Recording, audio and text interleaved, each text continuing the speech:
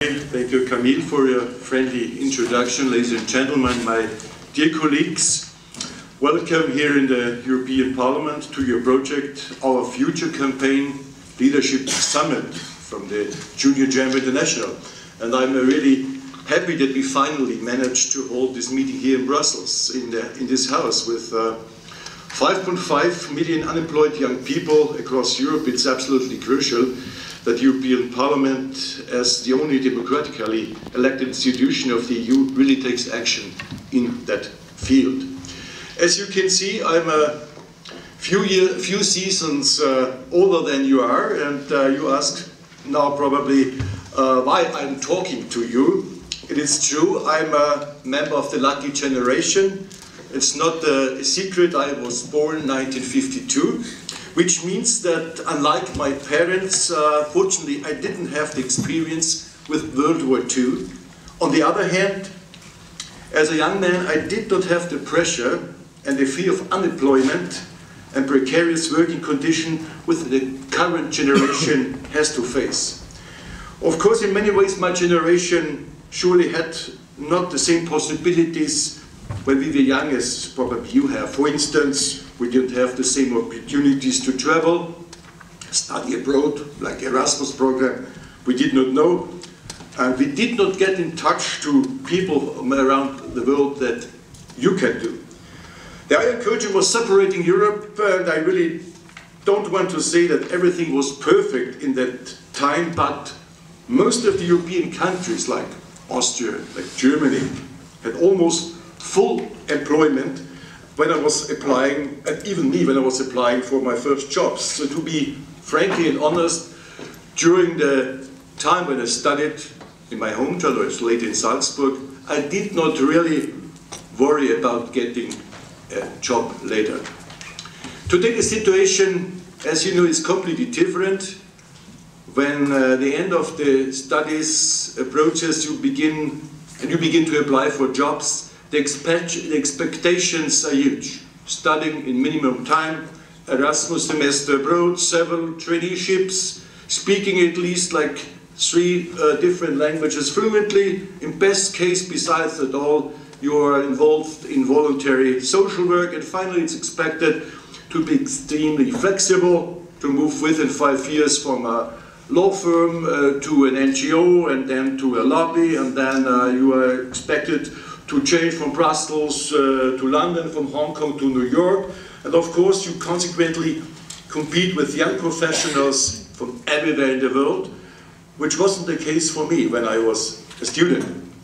All this, as I said in the beginning, doesn't affect me anymore, and to speak openly, I even don't have children. But I have a lot of intense contact with young people. Kids of my friends, contacts to my social employments that starts from the fire brigade to sporting clubs, till to the colleagues in my fraternity, young students. And these young students, like you are young professionals, trying to find their way. I do care, and it's making me sad to see that highly qualified and motivated young people already being frustrated at the beginning of their professional life, and this is why I'm here today. Indeed, employers are fully aware of there is a big offer of perfectly trained, skill-educated young people on the labor market, and they are aware that good jobs are rare in this time of crisis. Some of these employers abuse of this situation, to speak honestly and open, by employing highly qualified young people as unpaid trainees. And I have absolutely nothing against traineeships. Probably you met this morning 2 of my trainees. I have currently 2 trainees in my office. I believe this traineeship could build a perfect bridge between university knowledge and the practical skills needed at work. And however, what I criticize is the exploitation of young people by unpaid traineeships, especially when it concerns traineeships abroad. And it's very sad to mention that the European Parliament itself is not able to set a minimum pay for trainees. The payment completely depends on the gratitude of a member of the European Parliament. You can get around 1,000 euros monthly, like in my office, so you're friendly invited to ask for a traineeship. can talk about later. But to come back to the serious situation, well, like in other cases, get nothing.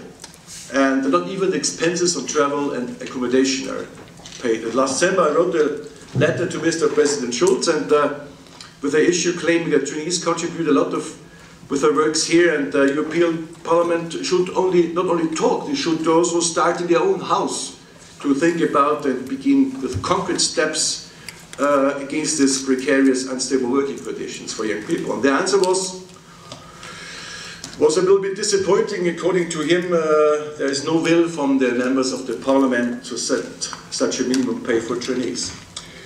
Of course, the problem of youth unemployment is much broader than and more complex than the issue of students to trainees. Let's talk about the 7.5% of young Europeans neither have a job nor a vocational training opportunity. Despite this fact, 40% of European companies have difficulties to find workers with the right skills. Even in Austria we have the problem. How to close this gap? We will not find a quick solution, this is clear, but the first thing is to take a closer look at the best practices in systems of member states with relatively low youth employment rates, and my home country Austria is one of the states with one of the lowest rates, even though it's still too high. One of the main reasons, I think, is our dual education system, which combines practical work on one hand and vocational education at the school, at a vocational school in one course. Finally, the problem of youth unemployment massively concerns the southern member states, and this is a problem we know. Spain with 55.6% of unemployed young people, and Greece with 57.6%. The European Union must focus now at the problems of youth unemployment, otherwise this will lead to serious social problems. Frustration, lack of trust in the future can definitely lead to social and political unrest, even criminality. I therefore support a joint initiative for a commissioner for youth in the next legislature period. Maybe we could start to share ideas on that later. My dear colleagues, a lot of more to say, but it's better to make a break, leave the floor to Navi, and wish you for your project very fruitful and successful discussions. Thank you for giving me that chair, but you should sit in the middle and we make a switch because you are leading now this meeting. Thank you very much.